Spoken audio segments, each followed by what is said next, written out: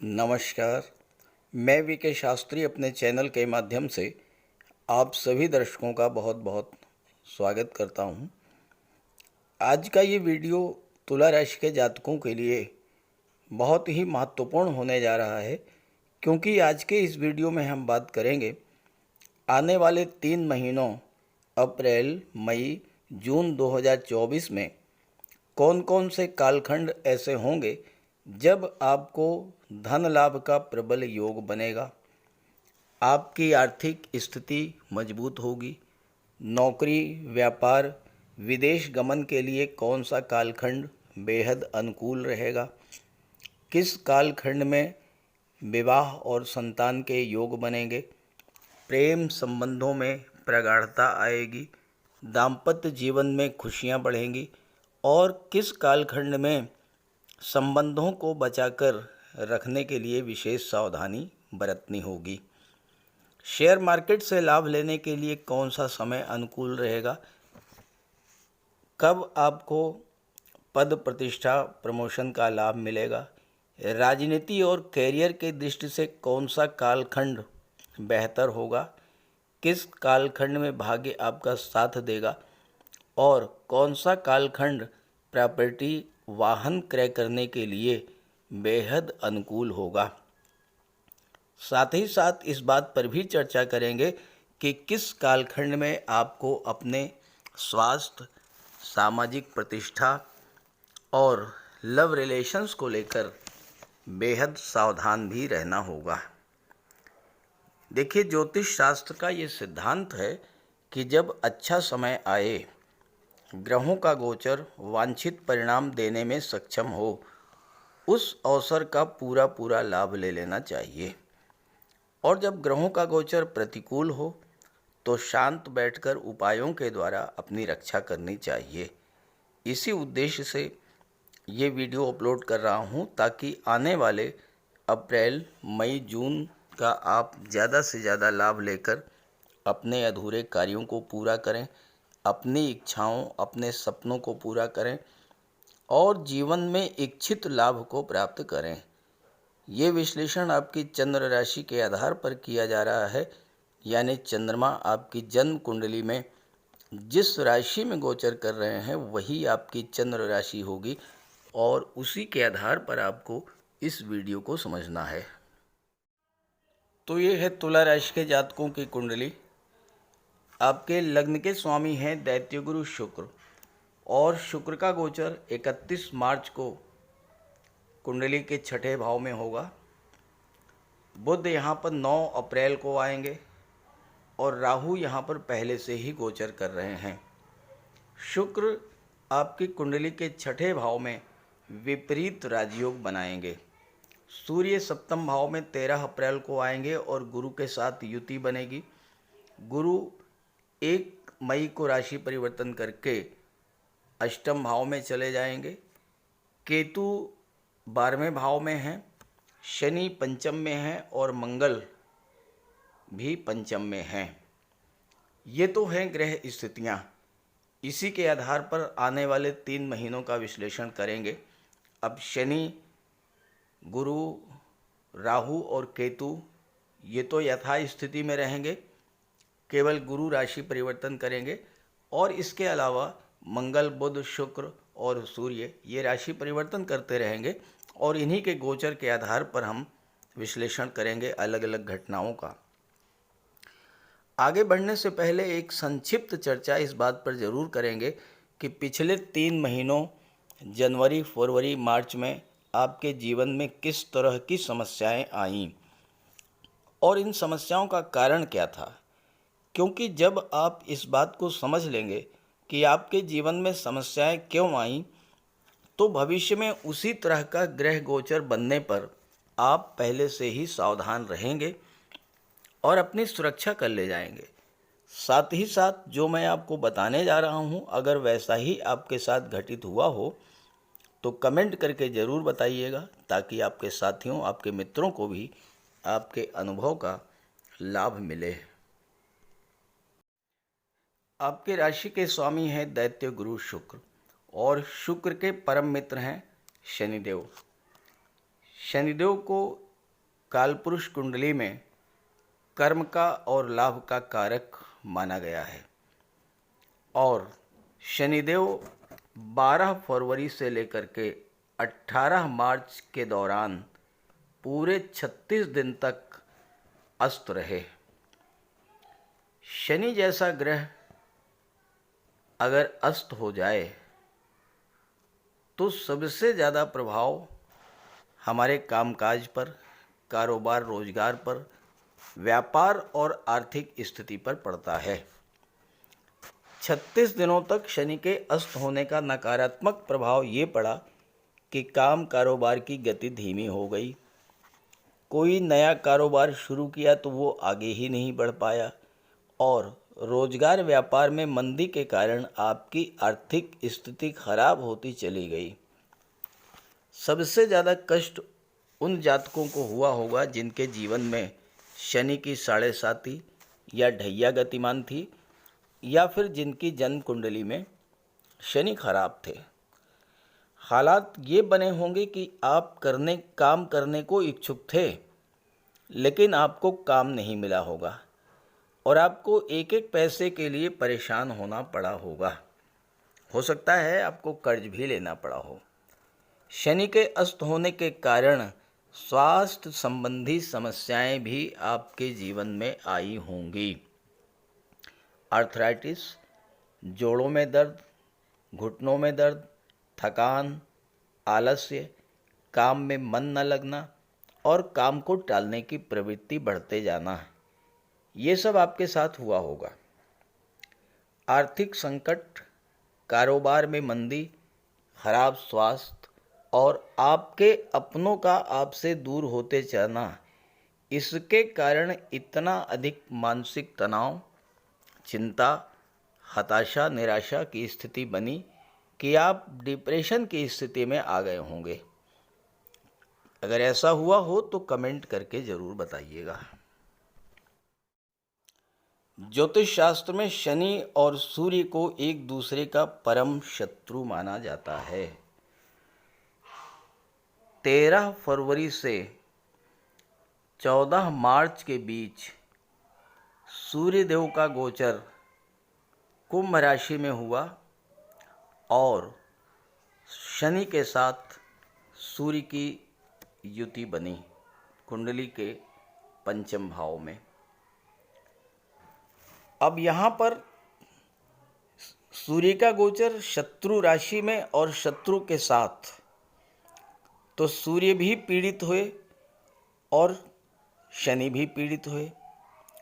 शनि के अस्त होने और पीड़ित होने का प्रभाव तो आप समझ चुके हैं। सूर्य क्या हैं? सूर्य ग्रहों के राजा हैं। सूर्य हमारा आत्मबल, आत्मविश्वास, सूर्य शासन प्रशासन, राजनीति, उच्च सरकारी पदों के कारक हैं। सूर्य पिता के कारक हैं। सूर्य मान सम्मान पद प्रतिष्ठा के कारक हैं। सूर्य के पीड़ित होने के कारण पिता को कष्ट हुआ होगा या फिर पिता से, बॉस से, सीनियर से आपके संबंध खराब हुए होंगे। अगर आप राजनीति में थे तो वहाँ भी उठापटक की स्थिति बनी होगी। आपको शासन प्रशासन और गवर्नमेंट सिस्टम का सहयोग नहीं मिला होगा। बहुत से कार्य जो गवर्नमेंट ऑफिसर्स के सहयोग से बनने थे उसमें भी बाधा आई होगी। सूर्य और शनि को की दृष्टि लाभ के भाव पर पड़ी। आपकी कुंडली में सूर्य लाभ के भाव के स्वामी भी हैं, तो सूर्य के पीड़ित होने के कारण आपको मिलने वाले लाभों में भी कमी आई होगी, यानी आपकी इनकम में कमी आई होगी। आय के स्रोत आपके बंद हो गए होंगे और हो सकता है कि आपको गवर्नमेंट से कोई पैसा मिलना था वो नहीं मिल पाया होगा। सूर्य के पीड़ित होने के कारण वो जातक जो ओल्ड एज के थे और heart, angina pain, blood pressure, migraine, सरदर्द की समस्या से पीड़ित थे, उनके लिए विशेष समस्या आई होगी। अगर ऐसा हुआ हो तो कमेंट करके ज़रूर बताइएगा।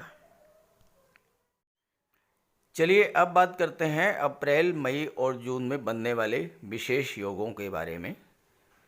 देखिए, किसी भी जातक की कुंडली में अगर लग्न का स्वामी और भाग्य का स्वामी ये दोनों मजबूत स्थिति में हों तो वो कुंडली बहुत ही मजबूत हो जाती है। अब यहाँ देखिए, आपके लग्न के स्वामी दैत्य गुरु शुक्र हैं। शुक्र का गोचर छठे भाव में है। यहाँ पर शुक्र अपनी उच्च की राशि में गोचर कर रहे हैं, मीन राशि में। बुध के साथ लक्ष्मी नारायण योग बनेगा 9 अप्रैल के बाद, और शुक्र इसके बाद 25 अप्रैल को सप्तम भाव में चले जाएंगे। और सप्तम भाव और चौथा भाव ये दोनों भाव ऐसे होते हैं जो कि शुक्र के अपने भाव हैं, क्योंकि चौथा भाव सुख सुविधाओं का होता है। शुक्र सुख सुविधाओं के कारक हैं। सातवां भाव दाम्पत्य जीवन विवाह का होता है और शुक्र दाम्पत्य जीवन और विवाह के कारक होते हैं। चौथे में और सातवें में शुक्र बहुत अच्छा फल प्रदान करते हैं, और छठे भाव में तो विपरीत उच्च के होकर के गोचर कर रहे हैं। और 19/5 को यहाँ पर शुक्र वृषभ राशि में आ जाएंगे, और वृषभ राशि में अपनी ही राशि में गोचर करेंगे तो विपरीत राजयोग बनाएंगे। अब आप देखिए, तीनों ही महीनों में शुक्र का गोचर बहुत अच्छा है। छठे भाव में उच्च की राशि में भी हैं और विपरीत राजयोग भी बना रहे हैं। कैसे, देखिए, कुंडली के छठे, 8वें और 12वें भाव का स्वामी अगर छठे, 8वें या 12वें में गोचर करे तो विपरीत राजयोग बनेगा। अब कुंडली के छठे भाव में शुक्र का गोचर है और शुक्र अष्टम के स्वामी हैं। अष्टम में 2 लिखा है, 2 का मतलब वृषभ राशि, वृषभ के स्वामी शुक्र, तो यहाँ पर विपरीत राजयोग बना। शुक्र जब अष्टम में आएंगे 19 मई को, तो यहाँ भी अष्टम के स्वामी होकर के अष्टम में गोचर करेंगे तो यहाँ भी विपरीत राजयोग बनेगा। तो इस तरह से लग्न के स्वामी का गोचर आपके लिए बहुत ही महत्वपूर्ण है। एक बात। अब आइए भाग्येश की बात करें। भाग्य भाव के स्वामी भी आपकी कुंडली में बहुत मजबूत स्थिति में हैं।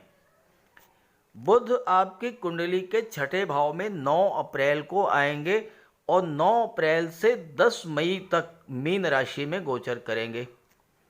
अब मीन राशि बुध की नीच की राशि है, लेकिन यहाँ बुध का नीच भंग होगा। कैसे होगा?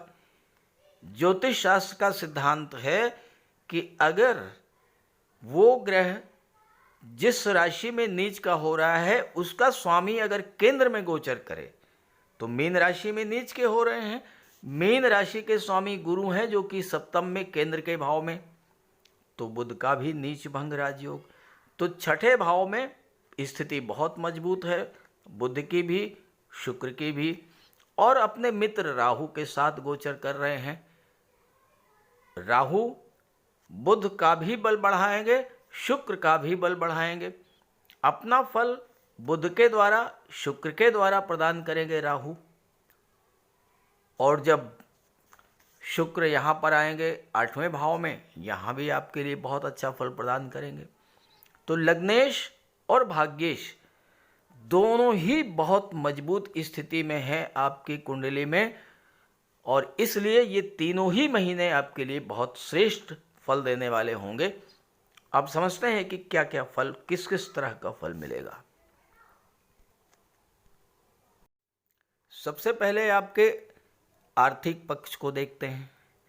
अब जैसा मैंने बताया कि शुक्र बुध दोनों मजबूत स्थिति में हैं, लग्नेश भी और भाग्येश भी।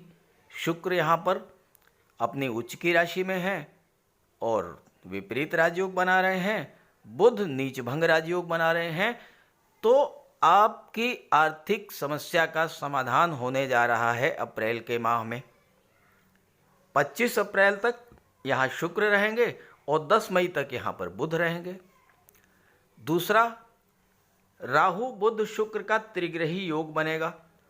तीनों की दृष्टि 12वें भाव पर पड़ेगी, जो कि विदेश का भाव होता है। और राहु तो विदेश के कारक होते हैं और विदेश के भाव पर दृष्टि डालेंगे। विदेश संबंधी कार्यों में आपको इस समय विशेष सफलता मिलेगी। और चूंकि बुध व्यापार के कारक हैं, शुक्र और राहु भी व्यापार को बढ़ाते हैं, तो विदेशी व्यापार के लिए भी ये समय बहुत अच्छा रहेगा 25 अप्रैल तक। और अगर बुध और राहु की युति की बात करें तो 10 मई तक। एक तरह से आप ये मान करके चलिए कि 1 अप्रैल से लेकर के 10 अप्रैल तक का समय आपके लिए विदेश संबंधी कार्यों के लिए बहुत ही अनुकूल रहेगा। अब छठे भाव में बुध हैं, शुक्र हैं, कर्ज का होता है छठा भाव। पिछले समय में आपने कोई कर्ज लिया और उससे आप परेशान थे तो उससे आपको राहत मिलेगी। स्वास्थ्य संबंधी समस्याओं से परेशान थे तो उससे राहत मिलेगी। कोर्ट कचहरी का कोई मैटर था तो उसमें भी आपको राहत मिलेगी। और राहु का गोचर छठे भाव में होना, राहु एक ऐसे ग्रह हैं जो तीसरे भाव, छठे भाव और 11वें भाव में राहु बहुत अच्छा फल प्रदान करते हैं। तो छात्रों के लिए भी ये समय बहुत अच्छा रहेगा। हर तरह से किसी भी तरह की कंपटीशन हो उसमें आपको सफलता मिलेगी। विदेशों से आपको धन की प्राप्ति होगी। अब बुध की बात करें तो बुध भाग्य के स्वामी हैं और विदेश के स्वामी हैं और विदेश भाव पर दृष्टि डाल रहे हैं, अपनी उच्च की राशि पर दृष्टि डाल रहे हैं।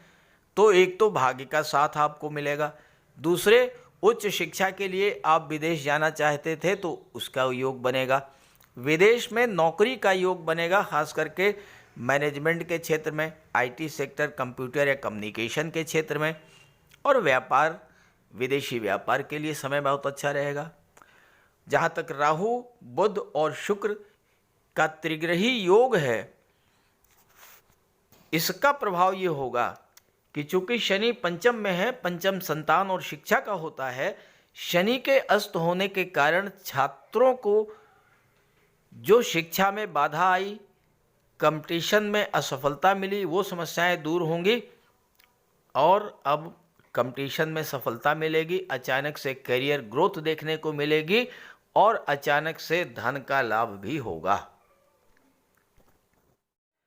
अब बात करते हैं विवाह, दाम्पत्य सुख, लव रिलेशंस और व्यापार।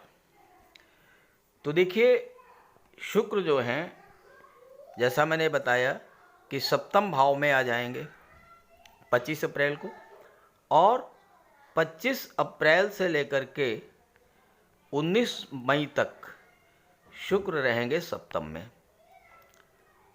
हालांकि गुरु 1 मई तक ही रहेंगे, गुरु 1 मई को यहाँ चलेंगे, लेकिन 1 मई तक तो गुरु और शुक्र की यहाँ पर युति बनेगी ही बनेगी।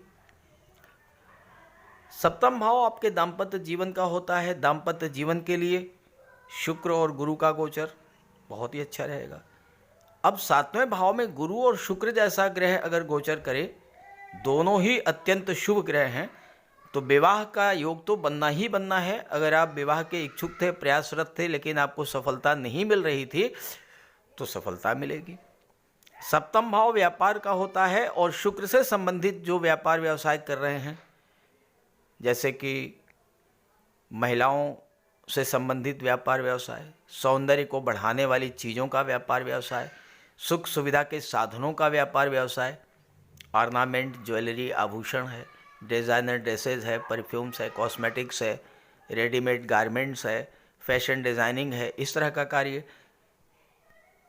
तो इस तरह के जो व्यापार व्यवसाय कर रहे हैं उन जातकों के लिए बहुत अच्छा रहेगा बिजनेस ग्रोथ।